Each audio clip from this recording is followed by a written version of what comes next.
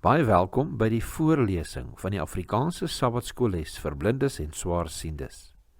Hierdie lesse word voorsien deur die Wêreldkonferensie van die Sewende Dag Adventiste Kerk.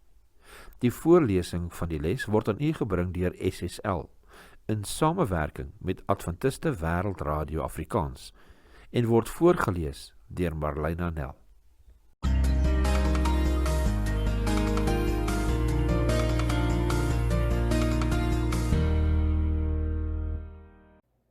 Maandag 25 Mei. Skeidsmure in my verhouding met God. Die Bybel bevat vele boodskappe oor ons verhouding met God en die struikelblokke wat keer dat ons groei in Christus. Let op die volgende woorde van Paulus en Johannes in die volgende verse. 1 Korintiërs 10 vers 12. Wees daarom geestelik wakker. As jy gerus begin word en dink dat niks jou geestelik van stryk kan bring nie, val jy miskien juis in die kloue van versoekings en sonde. 1 Korintiërs 10 vers 12. Om op jouself staat te maak, sal jou net soos Samson tot 'n val bring. Matteus 6 vers 2. As jy byvoorbeeld armes help, moet dit nie uitpasyn sodat mense met lof van jou kan praat nie. Matteus 6 vers 2. Hou op om met jou goedheid te koop te loop. Wees nederig net soos wat Jesus was. Matteus 5 vers 28 en 29. Maar ek sê vir julle, elke man wat met 'n wellustige oog na 'n ander vrou kyk, het klaar in sy hart egbreek gepleeg. En as jou regteroog jou laat struikel, pluk dit liewer uit en gooi dit weg van jou af. Dit is vir jou beter dat een van jou liggaamsdele tot niet gaan, as dat jou hele liggaam in die hel eindig. Matteus 5 vers 28 en 29. Doen alles om welis uit jou hart te verwyder, omdat dit 'n skeidsmuur tussen jou en God is. Matteus 7 vers 1 en 2. Hou op om 'n oordeel oor ander uit te spreek, dan sal God ook nie 'n oordeel oor julle uitspreek nie. Matteus 7 vers 1 en 2. Hou op om so krities en veroordelend teenoor ander te wees. God is die een wat oordeel, so laat dit in sy hande. 1 Korintiërs 4 vers 5.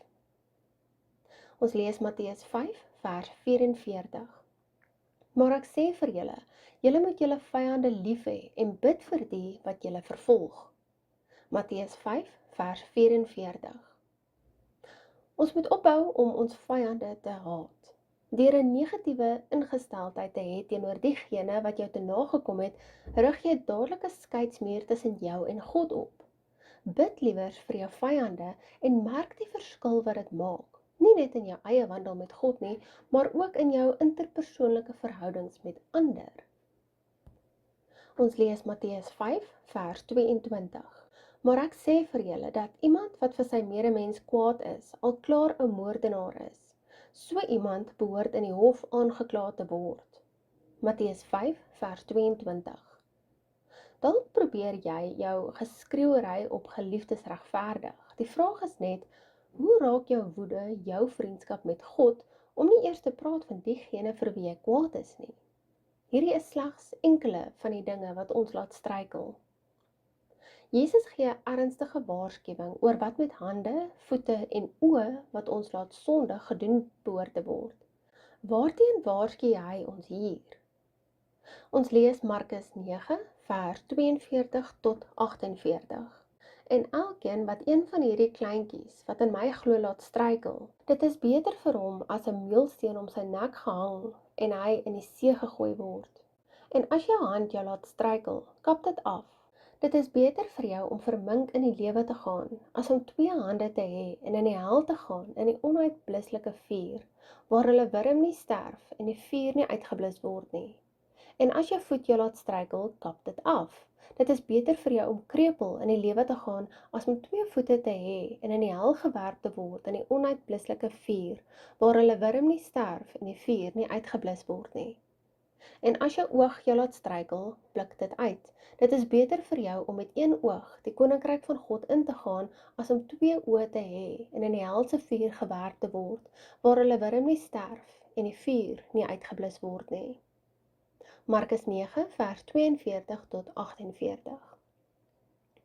Om 'n hand of 'n voet af te sny of 'n oog uit te pluk omdat dit jou laat sondig, klink na 'n buitensporige oplossing en met rede. Dit toon die ernstige lig waarin Jesus sonde en die se impak op ons lewens beskou. Hoe ernstig neem jy dit op?